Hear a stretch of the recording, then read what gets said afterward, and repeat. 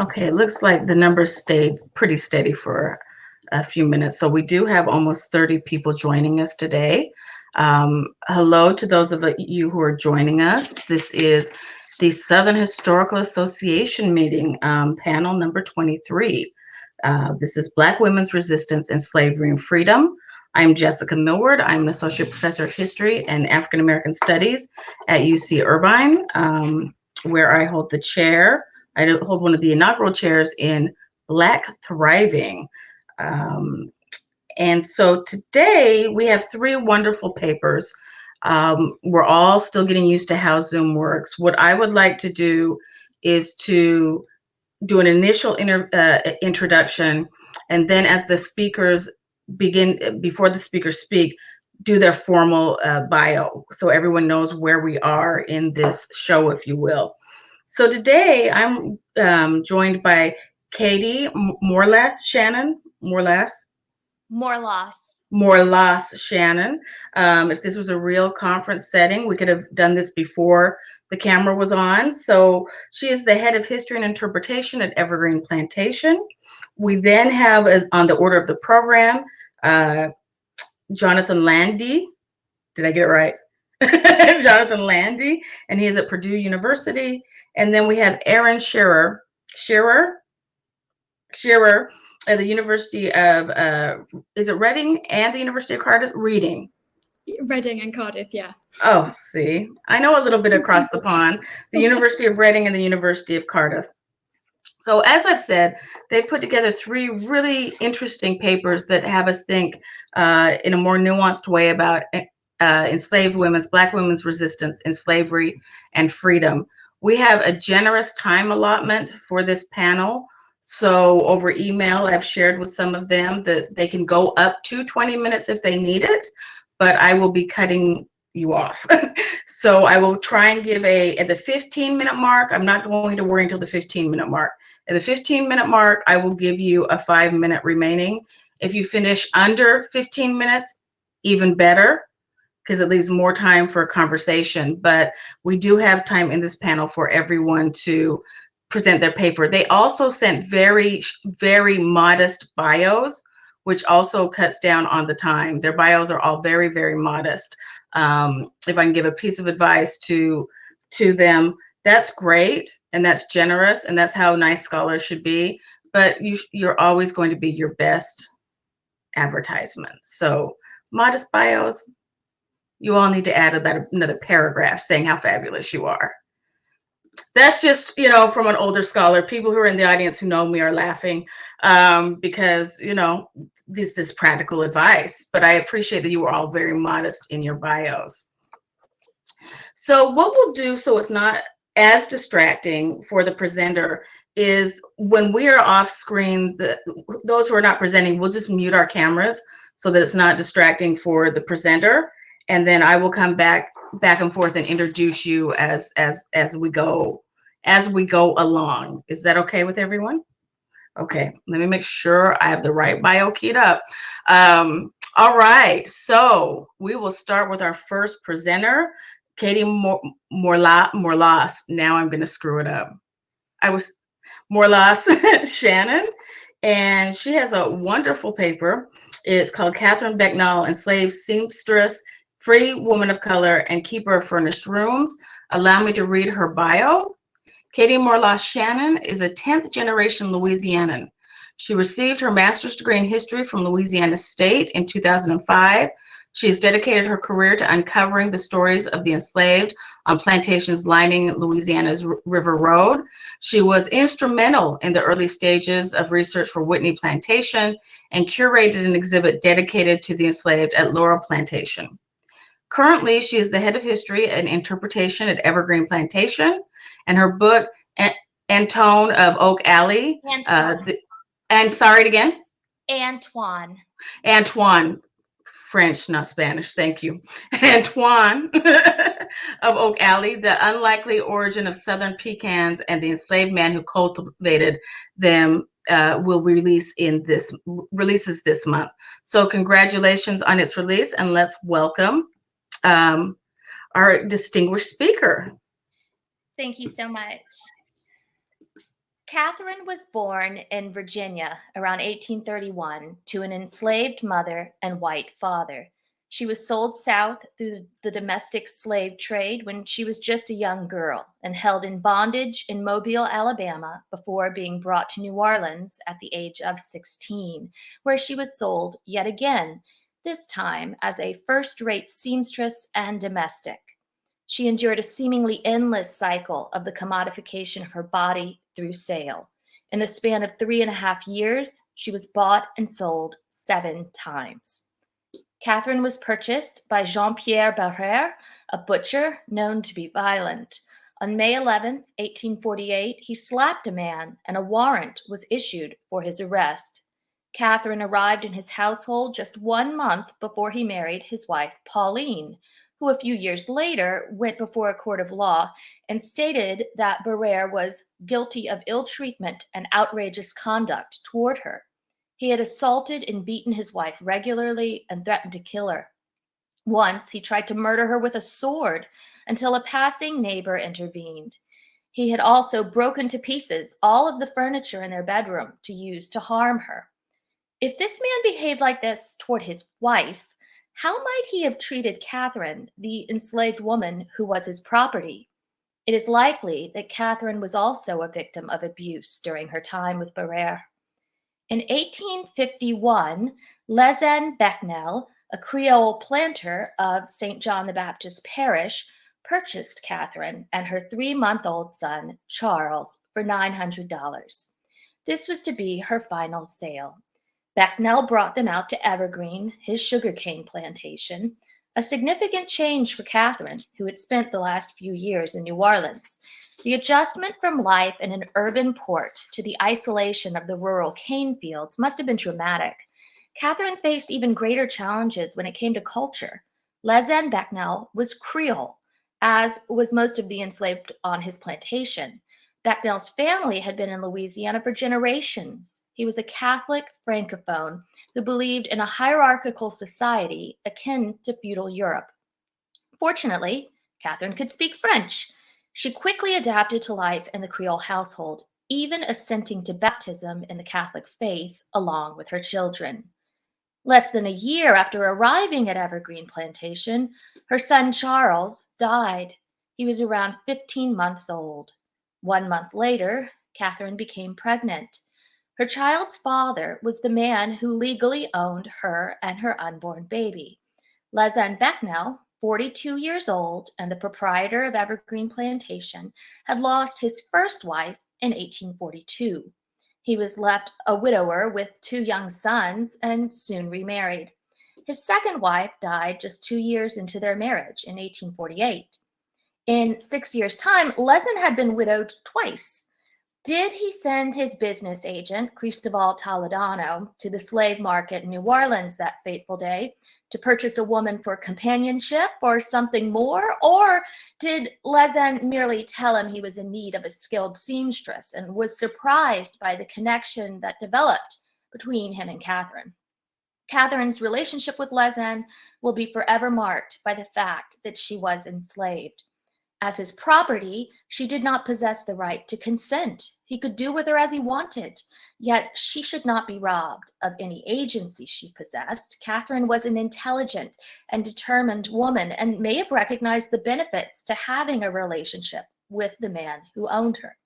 She could very well have thought that by using her body, which had been commodified and exploited all her life, she could take back her power and potentially gain her freedom. Evidence shows that whatever the origins of their relationship, Lande cared deeply for Catherine and the children they had together. On October 17, 1852, at 4 o'clock in the afternoon, Eugenie, also known as Virginia, was born. Then, in December 1855, Catherine gave birth to a son, Edgard. After Edgard's birth, racial tensions heightened in Louisiana. Free people of color were held in increased suspicion, and a movement to strip them of their rights began.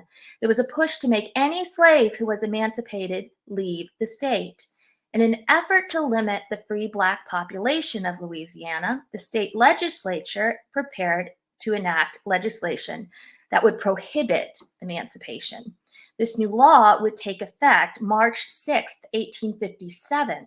Lande Becnel would have been aware of this impending threat to the future of Catherine and his children. He decided to take prompt action. On March 4th, 1856, the suit Lande Becnel versus the state of Louisiana came before the court in his home parish. Lande presented a petition for the emancipation of 3 slaves: Catherine, a mulatto woman aged 24, Marie Virginie, a Creole quadroon aged 3, and Edgard, a 3-month-old Creole quadroon boy. The case was taken up for trial. 12 jurors deliberated on it, including several with the surnames Becnel and Haydel, Lande's relatives. The jury delivered a verdict in favor of emancipation and gave them permission to remain in the state. Then, just 9 months later, Catherine awoke to discover that Lande was dead. His death brought not only sorrow, but an ominous and uncertain future. Though never legally married, Catherine considered Lande her husband. It was against the law for them to marry. A woman of color, even if she were free, could not become the wife of a white man in Antebellum, Louisiana. The law even prevented him from leaving money to her in his will, as she would be considered his concubine and their children illegitimate, not entitled to a share of his estate. Lande's sons from his first marriage, Lande III and Michel, inherited the plantation. There was no place for Catherine there. She sought opportunities in New Orleans, a place where she could blend in while pursuing means of employment lacking in the rural parishes. Catherine became a keeper of furnished rooms. It would seem that Lande Becnel must have given her some money to enable her to do this, although it would not have been included in this succession, but given as cash. New Orleans in the 1850s was booming, and transients constantly passed through the city on business. They needed a place to stay, so hotels, boarding houses, and furnished rooms were always full. Hotels and boarding houses required licenses and had to adhere to certain regulations, whereas furnished rooms did not, making it an ideal occupation for free women of color with limited resources. Catherine occupied various properties on Basin and Rampart Streets. The location brings with it some possible implications. In March 1857, the City Council passed an ordinance concerning lewd and abandoned women, also known as the Lorette Law, which sought to limit prostitution by taxing brothel keepers in certain areas, making prostitution not as visible, but still legal. The ordinance's purpose was to contain prostitution within certain accepted vice areas. One of the most significant areas in which prostitution was legal was the exact location in which Catherine lived. Furnished rooms could sometimes be a euphemism for a brothel, but not always. Whether or not Catherine was involved in this activity is unknown, but even if she herself did not participate, she would have been surrounded by it. Catherine began a relationship with Edward Telfair Wilkinson, a steamboat pilot from a well-to-do family in central Louisiana. Though the couple never married, they had many children together, 4 of whom survived to adulthood. By 1870, Edward, Catherine, and their children were still living together, but Catherine continued to use the surname Becnel. The most significant feature of this census record was that the entire household's race was listed as white. At the time in Louisiana, even a person with only 1/4 African ancestry, like Catherine's children, were still considered Black, and trying to, quote, pass as white could have serious consequences. Yet the family chose to cross the color line, probably in an effort to receive better education, housing, treatment, and jobs. Once she had been a slave, then she was a free person of color. Now, on an official federal document, she was a white woman, which was for her an elevation in status and rights. The opportunities available to her children by crossing the color line cannot be downplayed. Being Black in Louisiana would have affected almost every aspect of their lives, from where they sat in the streetcar to the schools they attended to whether or not they had to step aside when a white person came walking by. If they covered their tracks and carefully obfuscated their pasts, Catherine's children could have a future she never dreamed possible. They were all educated and moved away from Louisiana. Her son went first to Chicago and later to California and was a prosperous businessman. One of her daughters married and moved to New York. Another daughter became the wife of one of Teddy Roosevelt's Rough Riders, who owned a banana plantation in Nicaragua. All of Catherine's known descendants identified as white. This was the story I intended to tell when I submitted my proposal to the SHA. Shortly after it was accepted, I discovered records that revealed far more about Catherine and transformed the narrative I had written about her life.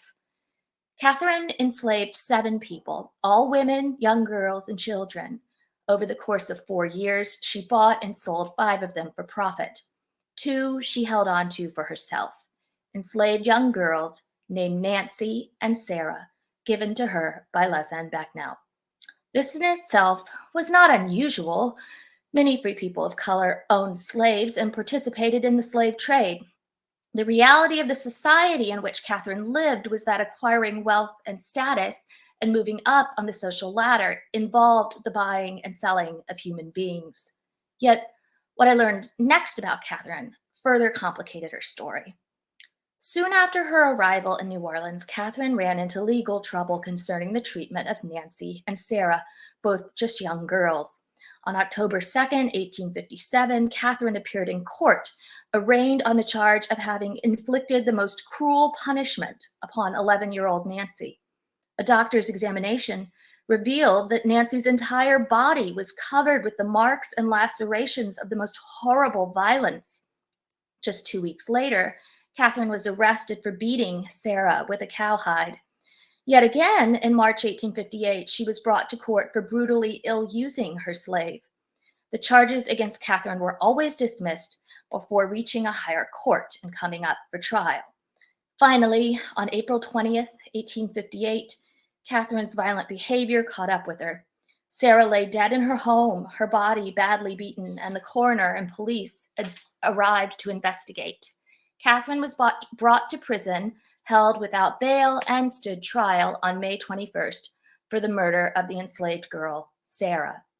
The witnesses in the trial were all either white men, many of whom had boarded in Catherine's home at one time, or free women of color who lived near her. Nancy, who probably knew more than anyone what had happened to Sarah, could not testify because under Louisiana law, enslaved people could not serve as witnesses. The cause of death was identified as blows inflicted by a blunt object around the kidneys. A few witnesses declared that they had never seen Catherine harm Nancy or Sarah, but the majority all spoke of her violence against them. Most of the witnesses were well aware that she whipped the young girls. They told of watching her beat them in the face with her fists, slap them, and even choke them by the neck. According to one witness, a free woman of color named Josephine Garcia, Catherine herself said that she was in the habit of choking the slave girl, Sarah.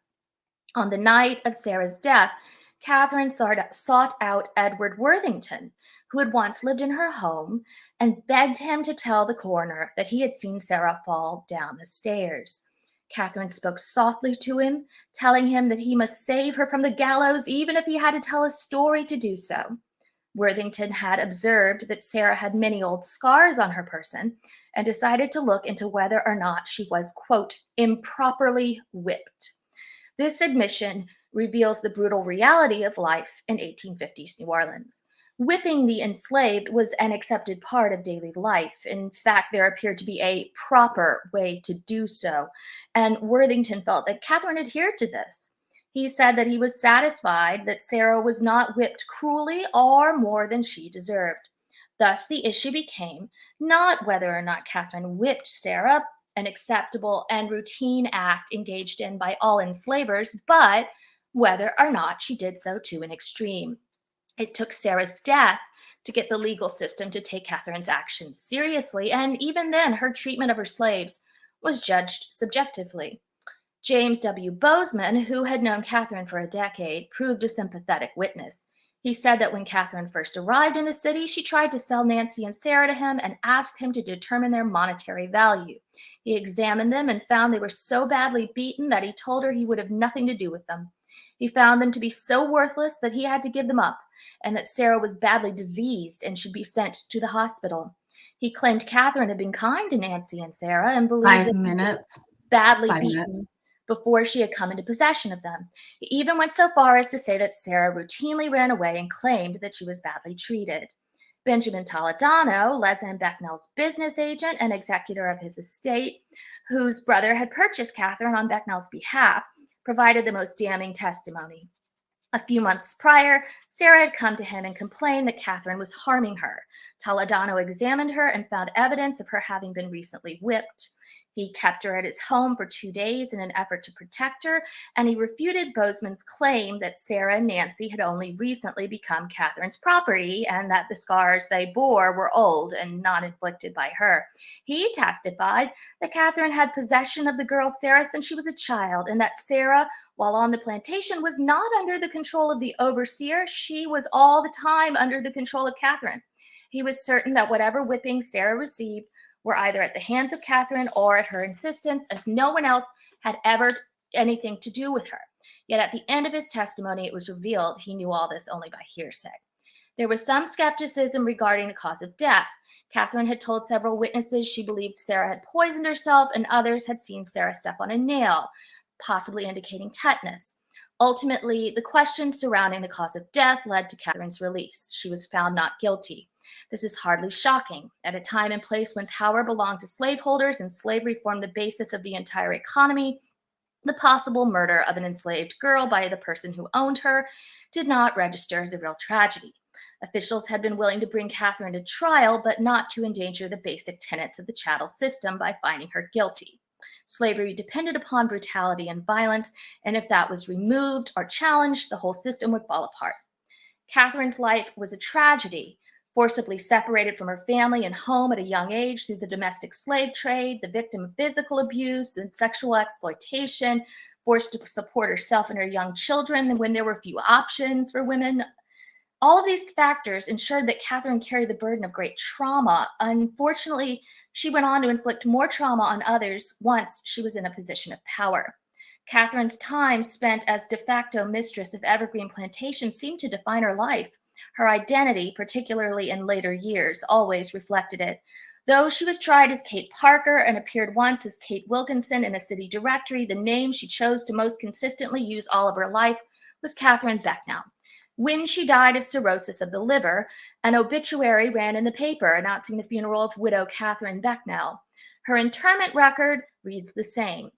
Rather than reject the system that had enslaved her, she'd chosen to be an active participant in it, embracing the brutality and violence inherent in the chattel system. She was a product of her time, and the power and prestige that came with being the widow Lande Becknell, if not in the eyes of the law, then in her economic and social status, proved too enticing. Not a single word she spoke survives. Yet we can hear from Nancy, whose body and soul bore the scars Catherine inflicted. Nancy served as a witness in her husband Adam Gordon's Civil War pension application. Formerly enslaved as a domestic servant at Evergreen Plantation, Adam fought for his freedom in the Union Army. Later, Nancy also testified on her own behalf in her application for a pension as the widow of a veteran. It is with Nancy that we will end. In 1894, she was a widow, still living on the plantation where she had been enslaved with her family, having returned to it after the arrival of the Union Army in New Orleans freed her from Catherine's abuse. I am the widow of Adam Gordon and has been since our marriage. We were together before the war. I am the mother of 16 children. 8 is dead and 8 is alive. My present age is 55 years of age. I am yet single, suffering from the rheumatism before the death of my husband, and since his death, I have to strive very hard to support the 2 youngest children. I am poor and has nothing as a support. I am living on the Michel Becnel plantation where my husband died. I has no property of my own. Sometimes I can scarcely get along. Thank you.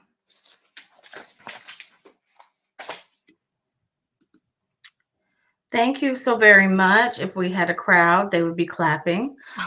So I'll give a little moment for applause before introducing our next speaker. By order of the program, I have Jonathan going next. Are you ready to go next, Jonathan? Yep. Okay, great. Our next speaker is Jonathan Lande. He earned his PhD at Brown University in 2018 and is an assistant professor of history at Purdue University. He is the recipient of dissertation prizes from the Society of American Historians and the American Society for Legal History.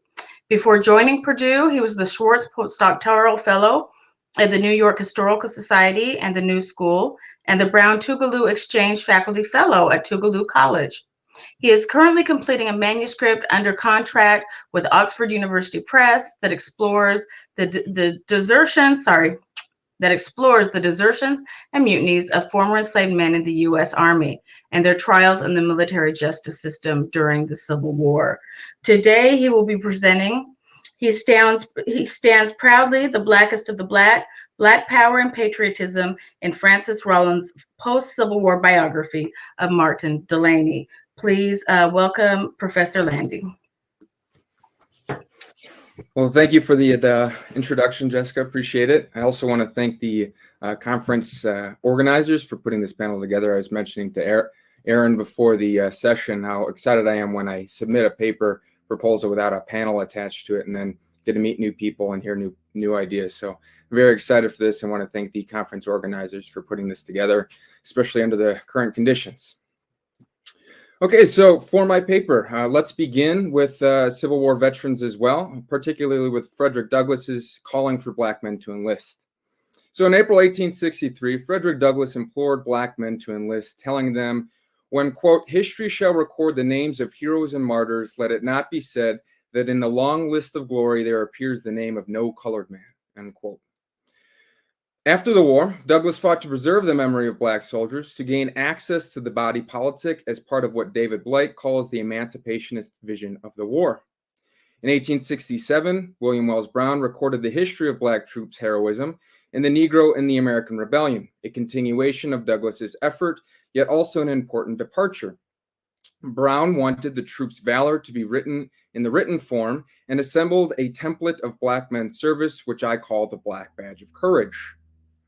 I will not dwell on Brown here, but I'm happy to expand on his efforts in the Q&A if any are interested. But it is necessary to note here Brown's contribution. Whereas Douglass inaugurated the commemoration of Black troops, particularly in public addresses, Brown laid the groundwork for the historical project to combat white supremacy and attain rights through history. As those attending this conference will appreciate better than most, books of history uniquely preserve facts and interpretations of the past. Brown and other Black historians of the era, like William Cooper Nell, appreciated this. These intellectuals understood that the histories told or not told influenced Black American status in the body politic and as Americans. They developed what John Ernest calls a liberation historiography, which Ernest describes as, quote, a project not simply of historical recovery, but of historical intervention. Up to the war, intellectuals like Nell wrote redeeming histories and hoped that the new past would integrate the broader American story, African Americans' roles, announce Black agency, and garner full citizenship. After 1863, the war became the fulcrum on which the story of Black freedom turned, and Brown's history of Black troops was pivotal to this project. Today, I will look specifically at Frances Rollin, who joined this endeavor and detail how her subject and the political outlook shaped her interpretation of the Black Badge of Courage. In her 1868 biography, Life and Public Services of Martin Delany, Rollin set down a history of Black men's gallantry. Rollin devoted the last half of her book to Delany's part in the war and included interpretations of Black soldiers aside from Delany. Rollin was responding to the Reconstruction efforts in South Carolina and Boston, where she wrote the biography in 1867 and 68. While she echoed Douglass and Brown's claims about African American patriotism, I argue she combined their ideas with more powerful assertions of Black pride, pulling from Delany's philosophy of uplift. Through her writing, she participated in the struggle for Black liberation, even though she could not fight, and advocated for Black citizenship and directly reacted to the pseudoscience of race. So when the war began, Frances Rollin, a native of South Carolina, was attending the Institute of Colored Youth in Philadelphia, but suspended her studies and joined the struggle for freedom. Once black men were permitted to enlist, black leaders like Douglas and the head instructor of the Institute for Colored Youth argued black soldiers secured manhood through military service. The men were empowered by military manhood, but as men strengthened their claims to citizenship, they sustained exclusions that disqualified women. Rollin likely became aware of and perhaps even witnessed black leaders' efforts to enlist black men, but as a woman, she could not fight. But she did not sit idly by. Rather, she found other opportunities to contribute. Whether compelled by patriotism or moved by the desire to help the formerly enslaved, Rollin returned to Charleston and taught at a school under the auspices of the Freedmen's Bureau and then the Lewis Tappan Night School. While teaching, she met Martin Robinson Delany, a prominent black intellectual and abolitionist who had been appointed major of the 104th U.S. Colored Troops. Fittingly, the advocates against racism met as Rollin strove for justice after having been discriminated against when trying to access the first-class cabin of a steamboat, a struggle she and Delany and other freed people engaged in during Reconstruction. White Northerners had, of course, used public conveyances to append black progress and enforce white supremacy throughout the 19th century. During Reconstruction, as freed people asserted themselves, white Southerners turned to the same tactics in an effort to reassert white supremacy. While white South Carolinians passed a series of laws to reinforce racial differences, including the provision to keep black passengers from first-class accommodations, the Union Army stepped in. The Union Army was still present in the South, and it became an enforcer of black rights after the war. On January 1st, 1866, Major General Daniel Sickles issued orders voiding the black codes, promising equality and equal protection before the law, regardless of race. He and his troops worked assiduously to preserve justice. Sickles even enforced equality for travelers, giving Rollin recourse when the captain of the pilot boy denied her access to the cabin because she was black. Rollin understood her rights and took action. She filed a complaint with the Army against the captain for violating Sickles' orders. Rollin won the case, and the captain was fined $250. During her pursuit of justice, she met Delany, who supported her effort, and they developed a working relationship. Delany learned that Rollin had dreams of writing and suggested that she write his biography. She agreed, and over the next 2 years, she interviewed and researched Delany. Rollin had likely known of Delany before meeting him. He had been a prominent member of abolitionist circles and played an important role in black thought.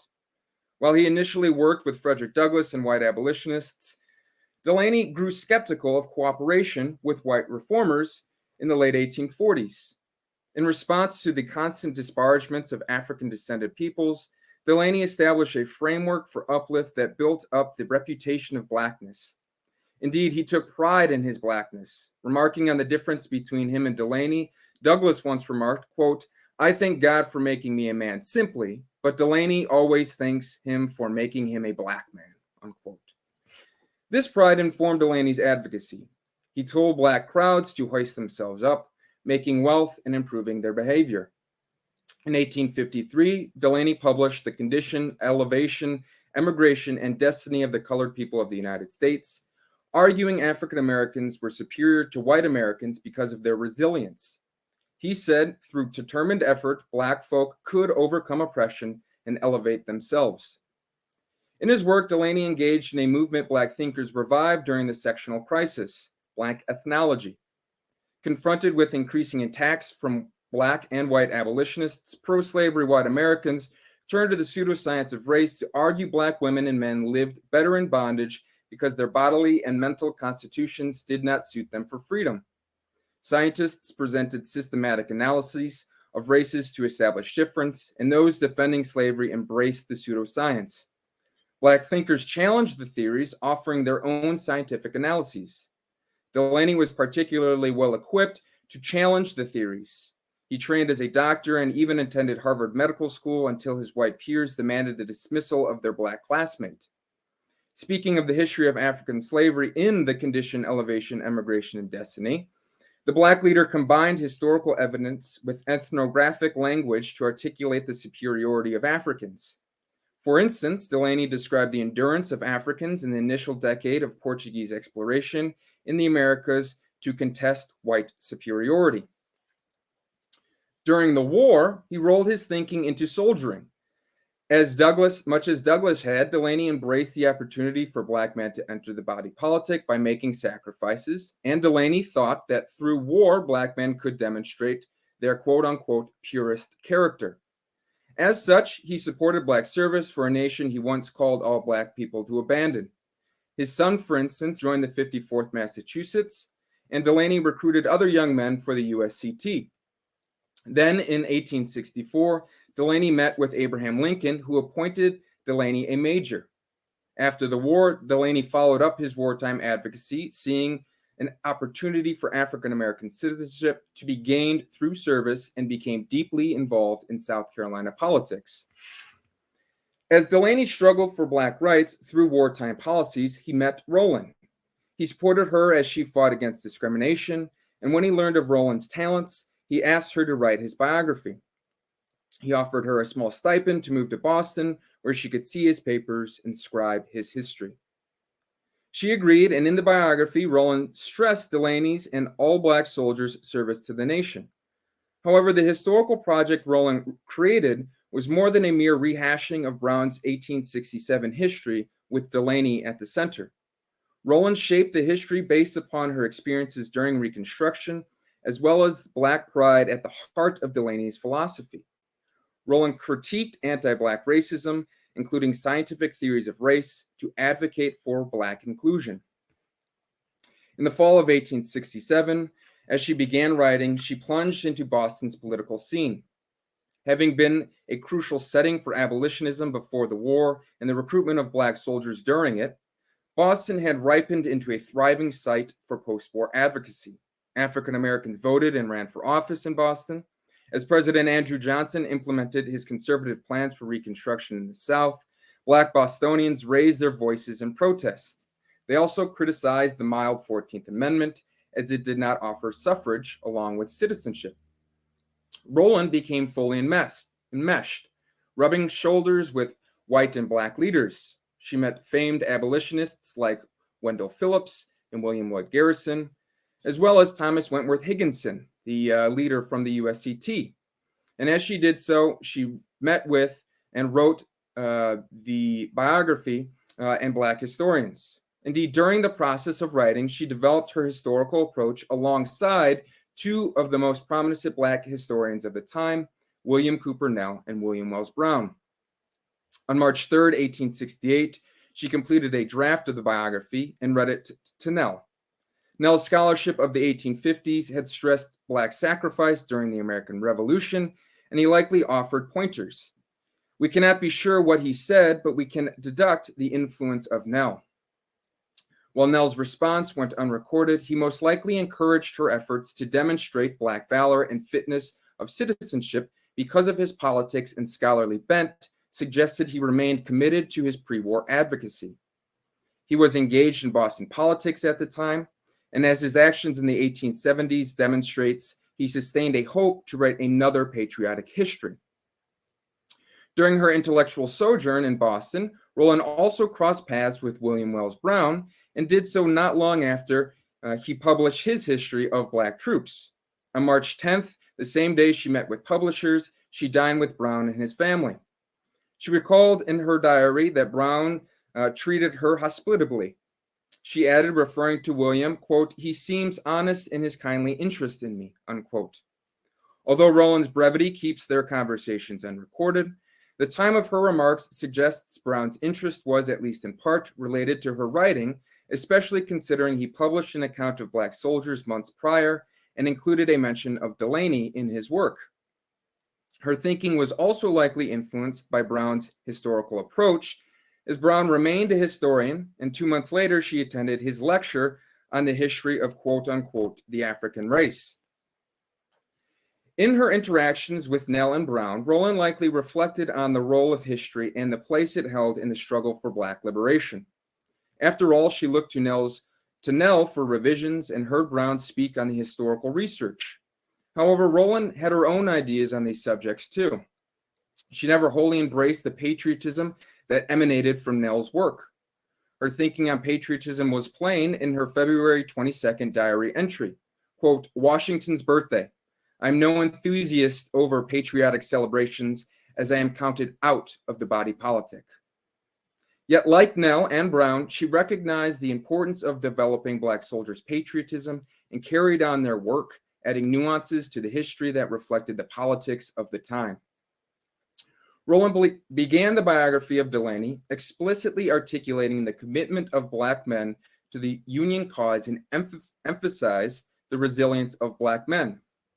She wrote, quote, a race before persecuted, slandered, brutalized, ostracized, socially and politically, have scattered the false theories of their enemies and proved in every way their claim and identity to American citizenship in this and every particular way, unquote. She asserted that the men validated the humanity as they honored their commitment to, quote unquote, the cause of the Union. Like Delany, Rollin did not forgive white America. Instead, she showed Black men's, quote unquote, faith in the future and that they could not be deterred. Quote, from their first hour, they were found enlisting, fighting, and even dying under the circumstances for which the bravest Saxon would have been justified in shrinking, unquote. Conclusively, Rollin remarked on Delany's race and courage, writing that he was, quote, the blackest of the black, unquote, and would be ranked among, quote, the great Americans of our time. Rollin could not only show Black courage to validate Black citizenship, however, because 5 minutes. Questions over citizenship were increasingly becoming knotted with the burgeoning scientific ideas of racism. Racial ideas began to evolve after the American Civil War.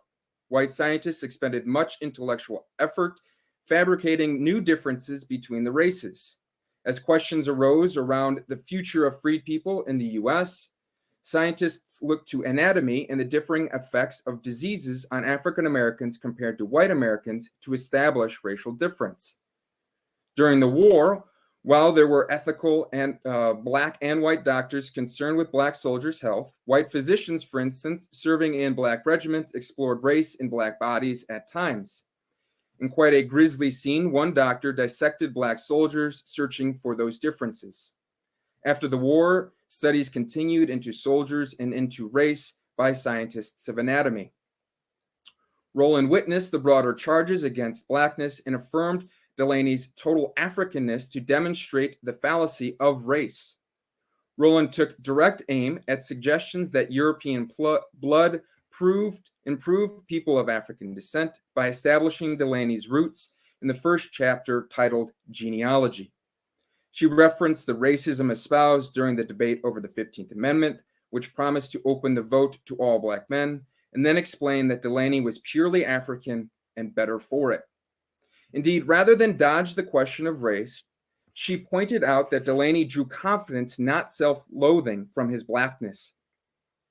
She emphasized the prowess of Black soldiers, rooting her arguments in men's African heritage. She wrote of the Blackness of soldiers with language reminiscent of popular bodily connections of race being made by leading scientists.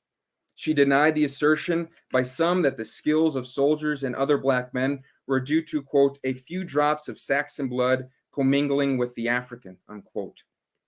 Rather, she continued using the example of Delany, quote, in the case of the individual of whom we write, he stands proudly before the country, the blackest of the Black, and evidencing in his splendid career the fallacy of the old partisan theory of Negro inferiority and degradation, unquote.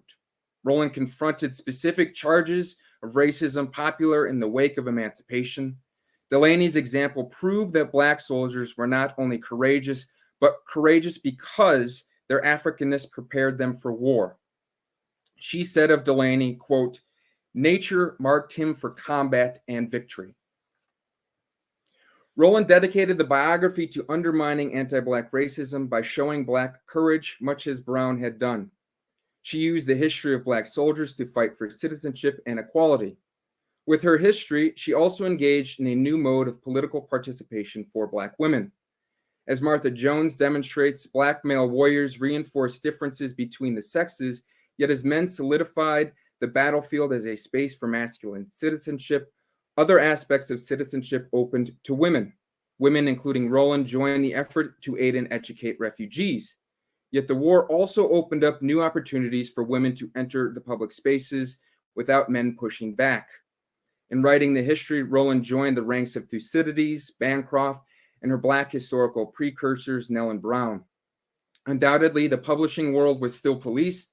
Even after having the endorsement of Delany and courting publishers in Boston, editors convinced Frances to publish under the pseudonym Frank to make her book more marketable. Nevertheless, Rollin took the chance to define the past and establish Black patriotism and affirm the equality, if not superiority, of soldiers of African descent. As she penned, quote, "On every field, Negro heroism and valor have been proved by them in a manner which has established for their race a grandeur of character in American annals." Thank you.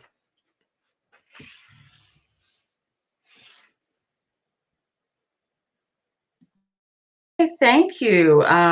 This is the time for people to give you applause either in their seats or in the chat function. I want to remind everyone, we've now had 2 wonderful papers. If you have questions for the authors, please put them in the Q&A section, and I will field those after I give some small remarks. The next presenter, the last but certainly not least, is Erin Shearer. She is a 3rd-year Arts, Humanities, and Research Council funded PhD candidate at the University of Reading and Cardiff. Her research specialties in enslaved women's deployment of violence as a form of resistance against overseers and slaveholders in the American South. The research aims to shed light on the marginalized topic of enslaved women's violence within studies of slavery in order to reconceptualize the gendered boundaries historians have drawn around physical strategies of resistance. I should also say, with Emily West, our guest today is authored Fertility Control, Shared Nurturing, and Dual Exploitation, The Lives of Enslaved Mothers in the Antebellum United States. We practiced her last name before we started, but I'm still going to butcher it. It's not you, it's me. Shearer. Shearer, like the Shearer. I had it right the first time. Okay, and so with that, she is going to present her paper. I love a title, so allow me to do due diligence to this title.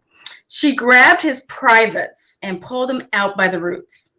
Enslaved women's gendered responses to sexualized violence in the United States South. The time is yours. Thank you. Thank you for that introduction. I feel really privileged to be a part of this fantastic panel, and I'm really looking forward to presenting my research today. Before I start, I would like to add that this paper contains information relating to sexual assault, and it also contains graphic descriptions of violence. This is part of my PhD thesis, so it's very much a work in progress, so I'd really appreciate any feedback and comments. And I'm just going to share my presentation. Hopefully this will all go smoothly. Okay. Okay, can everyone see that? I can no longer see anybody else. I'm guessing it's up on the screen. Okay.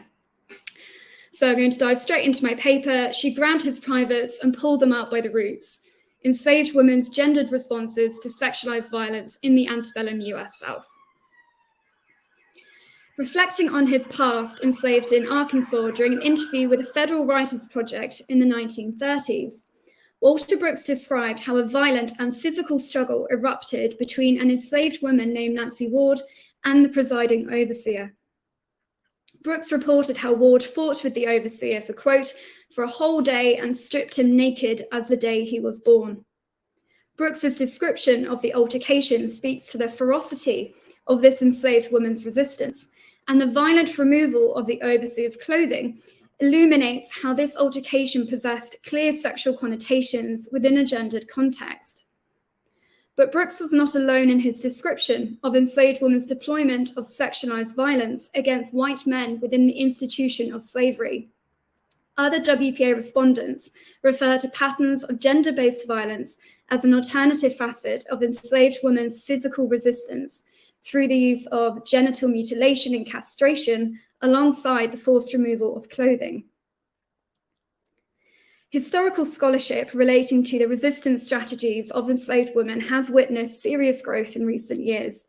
Yet the subject of enslaved women's violence in the US South continues to be marginalized within studies of resistance.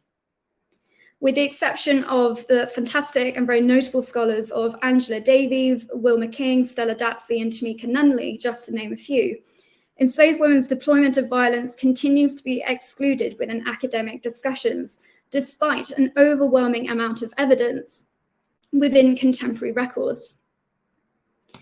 And also, while a significant amount of historical scholarship exists relating to Black women's experiences of sexual violence, an analysis of how women responded to such gendered oppressions through the utilization of their own sexualized violence has yet to be examined within histories of slavery and also resistance. However, through a close analysis of enslaved people's testimony, WPA narratives reveal enslaved women targeted gender-based resistance strategies at white male overseers, slaveholders, and slave traders, predominantly in response to corporal violence, sexual assault, and rape. By rejecting contemporary narratives of male exclusivity and masculine dominance, this paper aims to shed light upon the uncomfortable and complicated topics of sexual resistance and violence within antebellum slavery, situating enslaved women within the very center of the conversation. But before we really get into it, a contextual analysis of enslaved women's sexual experiences within slavery is necessary in order to understand why bondswomen would respond to male aggression with sexualized violence of their own. Enslaved women in the US South were regularly subjected to white male sexual abuse. Whippings and sexual violence were often a conjoint occurrence on slaveholding sites, as white men used the opportunity to inflict additional violence via sexualized attacks and rape to further degrade and control bondswomen. And this sexual degradation of enslaved women was not limited to moments of punishment, but occurred in other instances within both private and public settings. And given this pervasiveness of white male sexual violence, it's no surprise that enslaved women responded to such encounters with sexualized physical force of their own for reasons of both self-defense and calculated retribution. The deployment of sexual resistance via castration is graphically demonstrated in the WPA testimony of Pauline Howe, who boldly informed her interviewer about how her aunt had murdered 2 male overseers through genital dismemberment. And Howe reported that, quote, "They couldn't manage her. The last one was whipping her with a black snake whip, and she grabbed him. She grabbed his privates and pulled them out by the roots. That was the way she killed both the overseers because she knew it was a sure death. My mother said he was the nicest little soft man, the last one she killed. She said he just clung to the walls in so much misery that night." And as I stated previously, overseers deployed whippings and sexual abuse interchangeably or simultaneously together. The description that both the overseers failed to manage the bondswoman described in Howe's testimony is likely to be a coded reference to this woman's refusal to comply to their corporal and sexual demands. Intimate violence was a central part of enslaved women's experiences in slavery, and therefore it's highly likely that this woman was sexually abused by both the overseers, as the attack on their genitalia indicates both sexual knowledge and also intimacy. And additionally, the woman's ability to physically grab the overseer's testes by the roots further evidences that these attacks occur during instances of sexual assault. Importantly, the perpetrated attacks on the overseer's genitalia occurred beyond the remit of self-defense, as Howe's reference that she knew castration was a sure death frames this woman's actions within the context of retribution and revenge. No doubt this woman gained a sense of satisfaction knowing that one of her abusers clung to the walls in so much misery. And it's really important to recognize that enslaved women preconceived their actions as a form of revenge and retribution for past and continued abuse, Erin, I'm sorry to interrupt your flow, but I've received several messages that people can only see your title slide. You don't have your slides in presentation view. Oh, and no. and you clearly worked hard on them. So sorry, I'll give you extra time. It But was all going so well. Okay, hang on. you were doing great. You practiced beforehand. It was going well. I was like, this is going so well. But because you don't have the benefit of being in person and seeing it, I thought I would bring that to your attention. Thank you so much. So we will begin when you want to begin. Okay, could you just let me know, can you see my second slide? I can see the title slide and I can see the slides on the side. People have told me they can only see your title slide. So I'm playing from. Can you touch where it says view and it should say view slideshow? Can you, how about this? Is that any better? I don't know because we're on the same screen. I don't think so. What Go about like down, bring the screen down a little bit. Please stay with us as we have these. We can see that. I can see that. Yes, we can see that. Your second slide? Yeah. Yes. Okay, so it looks like you have to manually advance them. Okay, I apologize for interrupting. We'll give you some time to recalibrate. This will not affect your time overall. Thank you. Sorry about that, everyone. Right, where was I? Okay, so it's really important to recognize that enslaved women preconceived their violent actions in order to remove the established archetype that women's violence predominantly occurred in very atypical moments of passion, emotion, and hysteria. Clearly, enslaved women were strategic in their use of violence, and their actions contained calculated motivations. This narrative reveals the extent to which white men were a physical threat to bondswomen who would remove the cause of their sexual abuse and rape at the literal root of the problem. Okay, I'm really hoping you can all see my presentation. Fingers crossed. Okay, so WK testimonies additionally evidence how enslaved women resisted overseers' sexual advances through collective efforts. Gus Feaster described his former overseer, Old Man Wash Evans, as a wicked man who, quote, used to take advantage of all the slaves when he had half a chance. During one instance, when Feaster, his mother, and Lucy Price were tasked with collecting blackberries, the overseer attempted to sexually abuse the two women. Evans resorted to threats of physical force and punishment, stating he was going to beat them half to death if the women did not submit to him. However, Feaster's mother and Lucy Price resorted to their own gendered violence to prevent their sexual victimization, as Feaster reported. Finally, they act like they're going to indulge in the wickedness of that old man. But when he took off his whip and some other garments, my mother and old lady Lucy grabbed him by his goatee and further down and hoisted him over in the middle of the blackberry bushes. Feaster's statement that the two women grabbed Evans further down is a coded reference to their attack on the overseer's penis or testes.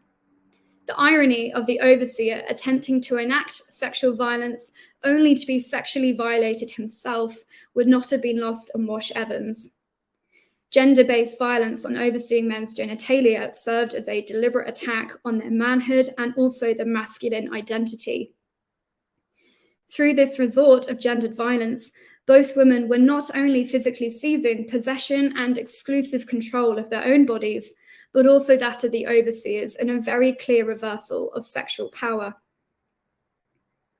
Feaster's testimony also reveals that, again, women were strategical in their use of violence, as they had waited until Evans had removed his whip and other clothing before they attacked him via his own genitals. These incidents demonstrate the vulnerability of overseers to enslaved women's violence, who operated precariously on slaveholding sites.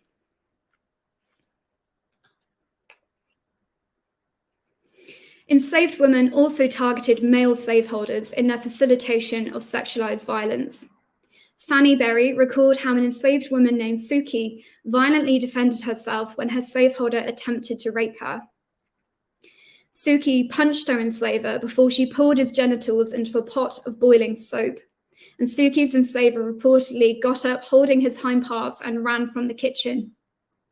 Once again, the intimacy of this attack is telling. Suki was in close proximity to this man, which enabled her to enact this form of gender defiance, and she skillfully weaponized the nearby kitchen facilities to enrich her defense. Her initial refusal and subsequent use of violence reveals that enslaved women were prepared to go to great lengths to defend themselves from being attacked.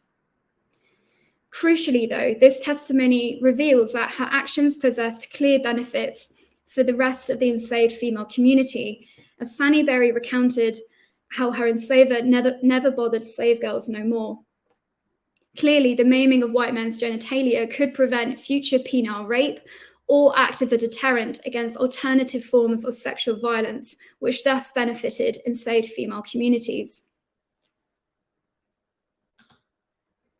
Slave traders who attempted to sexually abuse enslaved women were also targeted. Richard Marks from Maryland recalled an incident in which a woman sterilized a slave trader when he attempted to rape her. Marks reported that, quote, "She could not be coerced or forced, so she was attacked by him. In the struggle, she grabbed a knife and with it, she sterilized him, and from the result of injury, he died the next day." These testimonies clearly reveal that women weaponized nearby objects and implements which could enrich their use of sexual violence to literally remove white men's capacity for penile rape. And castration, in particular, caused a number of devastating physical effects not limited to death. Those who survived were reduced to permanent sterilization or experienced a loss of sexual urges, as well as reduced muscle mass and physical strength due to the depletion of testosterone levels. By addressing the cause of their rape and abuse, sexual violence served as a clear and direct solution to limiting enslaved women's sexual accessibility and vulnerability. Overall, this paper has demonstrated that enslaved women retaliated against the sexual violence of white men with their own gender-based violence in a reversal of power and sexual autonomy. Clearly, violence could be interchangeable from white to black, free to enslaved, male to female. Through the violent attacks of white men's genitals, enslaved women were actively rebelling and resisting their white socially constructed rapeability, as bondswomen created their own strategies to resist and protest against the legalized rape and abuse of their bodies through creative and subversive methods. The consequences of these women's actions varied drastically, with some facing criminal charges, such as a woman who sterilized a slave trader, while others, such as Suki and Pauline Howe's aunt, were sold down south for their resistance.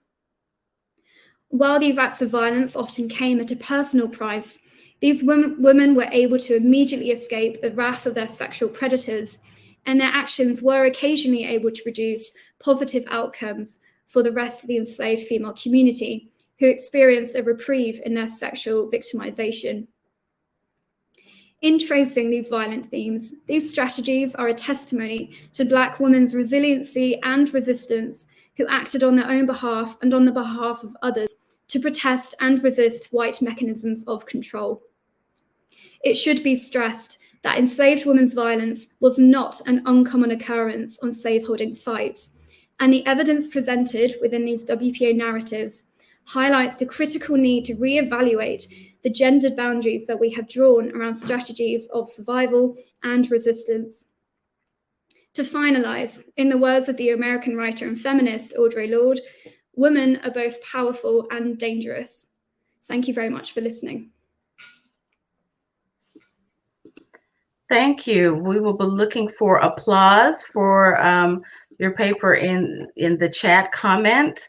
I want to remind everyone that if they have questions, please put them in the Q&A. That would be great. Right now, I see that people are still thinking about questions. So it's been thrown to me to render some comments on these wonderful papers. I think that we can all agree, and I can see who's in the panel now. So I know I will have some people nodding their head in agreement. I think we can all agree that African American women's history is now becoming the center of American history. The innovations made in African American women's history, from the methodologies we employ to, in some ways, our books being pioneering, being national bestsellers, national book prize winners, et cetera, et cetera. I think we can all agree that Black women's history, and we're now in the second, I believe we're in the third or fourth generation of Black women training Black women, have started to shape the field. And this is not insignificant, because I believe that when we look at the first generation of scholars, pioneers who were doing it out alone by themselves, they weren't necessarily in conversation with anyone. I would like to bring up a piece that Amrita Myers and I authored, The Future Looks Bright, Black Women's Slavery and Freedom, 1780 to 1865, where we begin with the example of Deborah Gray White. When Deborah Gray White decided to write her dissertation on slave women, she had no idea that she was knocking on the door of history. In the 1970s, when she began, there was no such thing as Black women's history. Certainly, no one had written a book examining what it meant to be a woman under the system of chattel slavery. While John Blassingame, Eugene Genovese, Herbert Gutman, and others interrogated the life of the slave community and unpacked harmful stereotypes of Sambo, expanded slave personalities to include Nat and Jack, the default in these books was a man. Blassingame, Gutman, and Genovese all are of this trend. Enslaved women were largely invisible until about the 1970s, when scholars such as Angela Davis, Darlene Clark Hine, and Kate Wittenstein began to publish articles on the African American woman's experience. It would take us until 1985 to receive a book, full-length book treatments on enslaved women and African American women, Deborah Gray White and Jacqueline Jones both publishing in the same year. Soon after that, we had the work of Brenda Stevenson. And now we're in the position where it's almost second nature to have someone to be in community with when talking about slave women and Black women's history. And some of the ways I think that these papers speak to each other, before I give formal comments, is the way in which power is rendered. I would suggest that all the authors look at the way in which power is deployed, both by the people they're writing about, but also in reconstructing some of the narratives about their lives. We must write in a way that enslaved people and free Black people would recognize their own lives. So to borrow from Walter Johnson, we don't necessarily want to find resistance everywhere or agency everywhere. Okay, I'm a scholar that thinks you should find it everywhere. But Walter and I, but not to the point where it obscures what the actual historical subject is doing. So power is one thing that I would consider. The next thing I would consider would be passing. We are right now to the point where Nella Larson's wonderful and important Harlem Renaissance book, Passing, has been adopted and is playing now on Netflix. So this issue of racial passing, gender passing, status passing for white, passing for men, passing for, I would even say in some ways,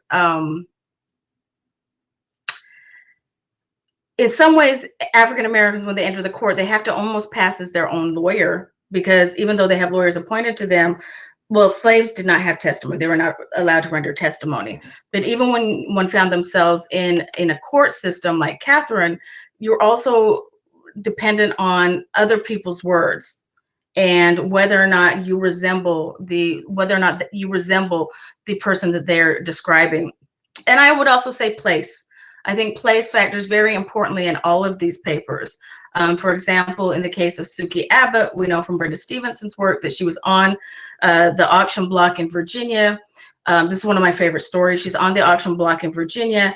The owner they ask her to show her teeth. She holds up her skirt and says, "Are there any teeth? Do you see any teeth there?" We need to look at the way in which enslaved women and free Black women were defiant, as much as they also were cunning and tried to find ways around the system. Frances Rollin passing for a man in how she is writing and in order to get published is very important. But I also wonder if that was the only way to go, given that we had written slave narratives by people like Linda Brand, who was Harriet Jacobs, or even Sojourner Truth. There was always, in some ways, when one was publishing, there was always the way in which a white person, or in her case, Martin Delany, a Black person, had to stand as the person affirming the written work. So I would want all three of these pieces to think about place, power, passing. I have done individual comments for each of the papers that I will email to the panelists. Because we have questions in the Q&A now, I would really like to give the panelists a chance to, if they want to, respond to my remarks, and then we'll move into Q&A. So Katy and Jonathan, could you turn your cameras on so we can see you? It is now time for us all to see each other. And you can unmute yourself as well, because, you know, things get exciting and you just want to jump in. First of all, so those were my comments. Let's give the panel a round of applause. You know, we can never have enough people working on enslaved and free Black women's experiences. So would any of you like to respond to my three P's: power, passing, and place?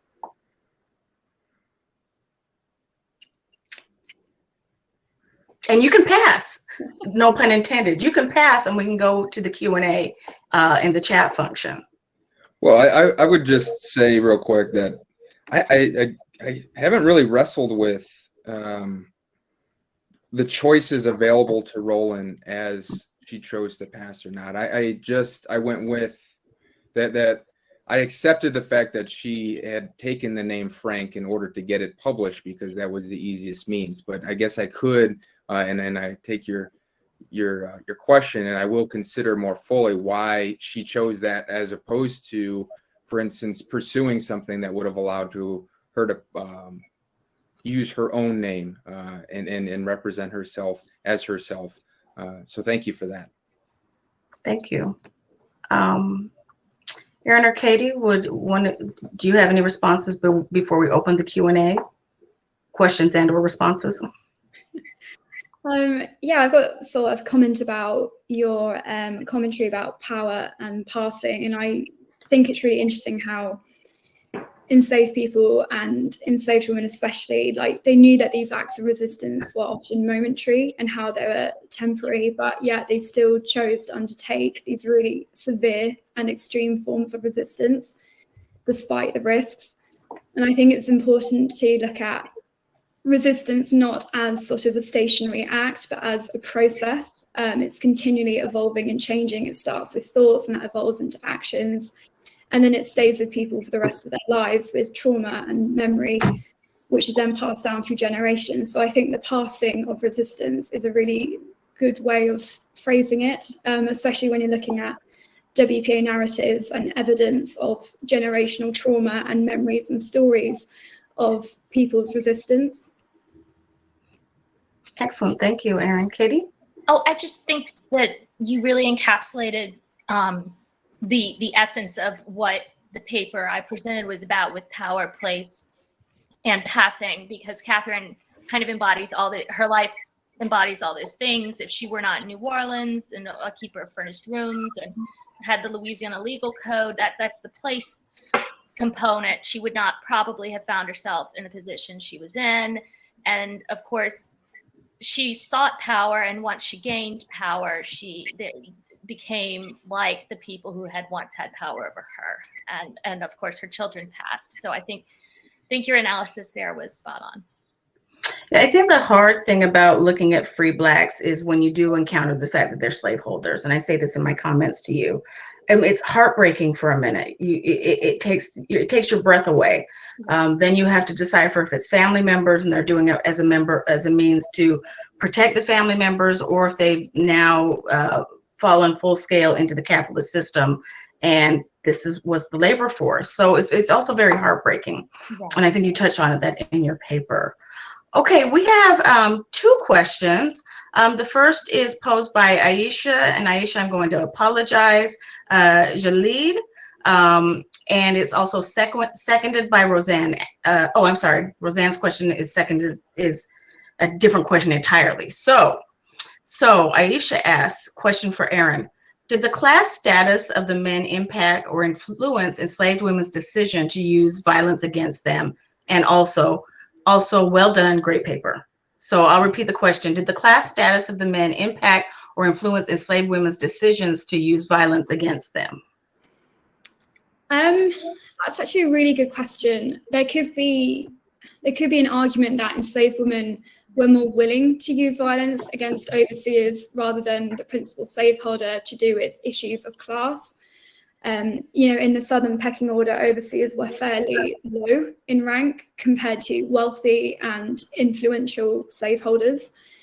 So they might have been more comfortable in using violence against them, knowing that it was maybe more acceptable because they were from this sort of lower ranking order. And also, so a lot of my evidence comes from WPA narratives, and you have to wonder whether they were more at ease talking about these lower class men to predominantly white interviewers rather than talking about these really rich and wealthy people. It's easier to talk about violence against a poor man rather than against a rich man who has still a considerable amount of power within the community. But based on my research, I don't really think there's that big of a difference, especially with sexualized violence. I'm not really sure that class at the time really mattered. It's quite difficult of a question, but I think women's violence predominantly occurred due to the conditions of their enslavement, and I don't really think it mattered who was the person raping them or who was the person wielding the whip against them.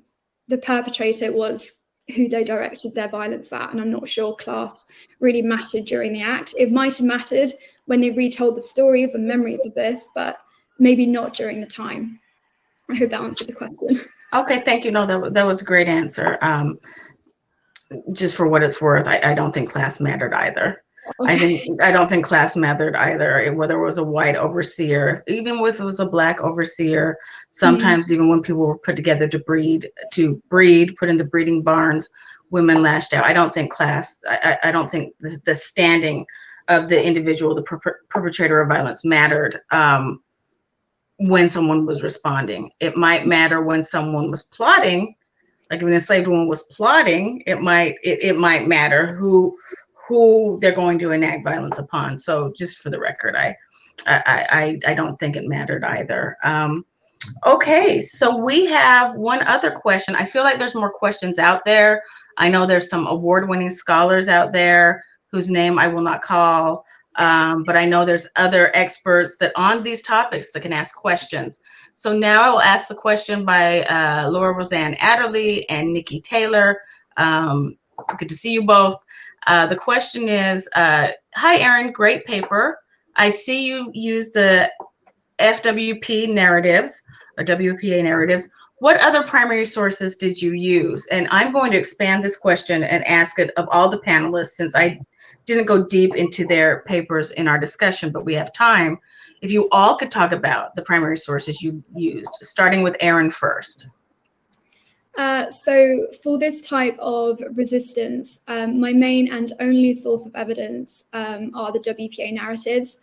I haven't come across any court records of this type of violence, nor is it mentioned in slaveholder correspondences, which I've been able to access. There might be some out there, but due to COVID, haven't been able to go to the States or to archives, so that's a bit of a problem. So the main source of evidence are the WPA narratives. I'm not sure they would even appear in court records, not because it's that unusual, but I just think because, especially with violence against overseers, that rarely entered judicial processes because of overseers' rank in society, and also the fact that I think, this is my theory, that women's violence was almost an accepted and expected part of being in the overseeing profession. You were going to get resistance, and women's violence wasn't that exceptional. It happened quite regularly. So I don't think it went to court for those reasons. And also it looks bad on the slaveholder. It's hassle, it's money, and it just doesn't look good on them. So yeah, I don't think it would ever reach court levels. It might do. If I come across one, then I'll have to rewrite my methodology. But for now, it's just the WPA narratives. Okay, thank you. Katy or Jonathan? Well, my research it's kind of almost, a micro history in that I was centered on one person's life. And I used the New Orleans Notarial Archives for bills of sale, courthouse records for probate and succession records, the Archdiocese of New Orleans sacramental records. Because Louisiana is predominantly Catholic, there are some wonderful records of enslaved baptisms and funerals that have been maintained. And so it allows you to be able to track people and families. Newspaper articles from that time, historic maps in the Sanborn collection. The New Orleans Public Library has all of the court records from that time. And of course, census records and probate records, cemetery records, all of those things. Wonderful, thank you. Jonathan? So for Rollin, I primarily used her diary and her biography of Delany. But because those are limited, I also reached out and I began to use, as the paper, I suggested in the paper, philosophies from Delany, which I think was very evident in her writing, how crucial it was, especially when placed in comparison with Nell and Brown, who both wrote histories that I think very much suited each other, where I think Rollin really departed. So I think it was crucial for me to use Delany and his work in ethnography. But for the future, what I'm also hoping to include, and something that Katy mentioned there at the end of her paper, are the importance of the pension records, because in the pension records, you have a ton of freed women writing about the service of their husbands. So they're not only using those pension records, of course, for practical reasons, which is to get necessary pensions, but they're also recording when the publishing world won't accept them, or they don't have the means to engage, or for any number of constraints that might face them. They're able to use those opportunities to tell stories about Black courage, which then open up access to institutional power. So those are primarily the sources that I used. Thank you, Jonathan, for reminding me of that incredibly important source. Civil War pension files are among my absolute favorite records to work with, and I've used them frequently in my research. And the beauty of them is that these are interviews that occurred earlier, much earlier than the WPA narrative. So you're dealing with people who were adults while they were enslaved, as opposed to talking to the children or grandchildren of enslaved individuals. So, Erin, it may be something worth your while to look into. Take a trip to DC and read through some of those widows' pensions and see if you could find testimonies that would be helpful. That would Excellent. be good. This is why these panels are so great. Can all share knowledge and wisdom. So Professor Nikki Taylor, and thank you, Nikki, for adding this comment, because I was going to bring up your book on Margaret Garner. Professor Nikki Taylor says, I have a long list of sources for women who committed violence against owners. She just finished a manuscript. Please email her. She's at Howard University. Her book and several others talk about the ways in which enslaved women use violence on a range of levels against slaveholders. But yes, you certainly need to know Nikki Taylor's work, so definitely reach out to her. Roseanne Adderley says, and you may be our final question unless I can coax one or two more people in the audience to ask a question. Professor Adderley writes, a lot of writing on intersection between women's rights and Black rights among 19th century activists. So this question is for Jonathan. Does Rollin/Delany give us something special on gender-based rights and discourse within the Black communities? I added the Black communities. It doesn't say the Black communities. So what can, sorry, go ahead. So I think, Let me ponder for a second.